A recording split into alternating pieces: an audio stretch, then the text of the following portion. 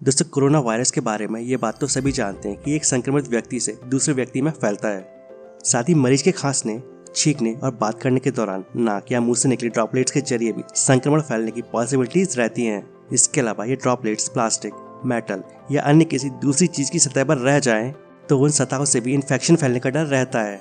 दोस्तों, corona virus किसी सतह पर कितनी देर जिंदा रहता है, इसे लेकर पहले भी कई सारी रिसर्च हो चुकी हैं।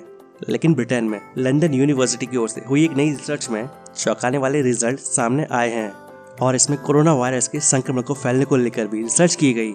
जर्नल ऑफ हॉस्पिटल इन्फेक्शन में पब्लिश एक रिसर्च के मुताबिक कोरोना वायरस किसी सतह पर 5 दिनों तक जिंदा रह सकता है और 10 घंटे के अंदर एक बड़े क्षेत्र में अपना प्रसार कर सकता है।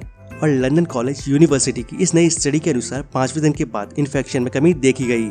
इस रिसर्च में शोधकर्ताओं ने ब्रिटेन के ग्रेट ऑरमंड स्ट्रीट हॉस्पिटल की बेड की रेलिंग पर संक्रमण छोड़ा और जब 10 घंटे बाद पूरे हॉस्पिटल की बारीकी से ऑब्जर्वेशन और स्टडी की गई तो पता चला कि पूरे वार्ड के कोने कोने तक संक्रमण फैल चुका है। शोधकर्ताओं ने प्रयोग के दौरान एक कोरोना मरीज की सांस से लिए वायरस के साथ आर्टिफिशियली पौधे को संक्रमित करने वाले एक वायरस का इस्तेमाल किया जो कि मनुष्य को संक्रमित नहीं कर सकता।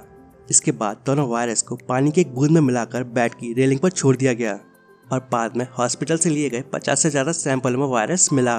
दोस्तों, शोधकर्ताओं ने 5 दिनों में वार्ड के 44 स्थानों से सैकड़ों नमूने लिए और 10 घंटे बाद ही लिए गए नमूनों से खुलासा हुआ कि बेड की रेलिंग, दरवाजों के हैंडल, कुर्सियां, वेटिंग रूम से लेकर किताबों और बच्चों के खिलौनों तक में वायरस फैल चुका था।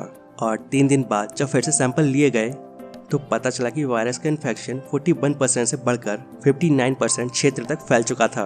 अस्पताल के स्वास्थ्य कर्मियों, मरीजों और विजिटर के जरिए यह वायरस अस्पताल में फैलता चला गया और इस रिसर्च के तीसरे दिन तक 86% सैंपल में वायरस का इन्फेक्शन मिला।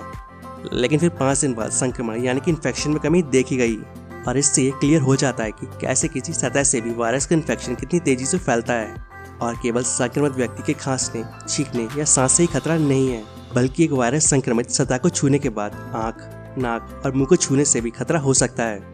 और इसी वजह से इस समय हमें साफ सफाई का विशेष ध्यान रखना चाहिए क्योंकि हमारी थोड़ी सी लापरवाही हमें बहुत भारी पड़ सकती है।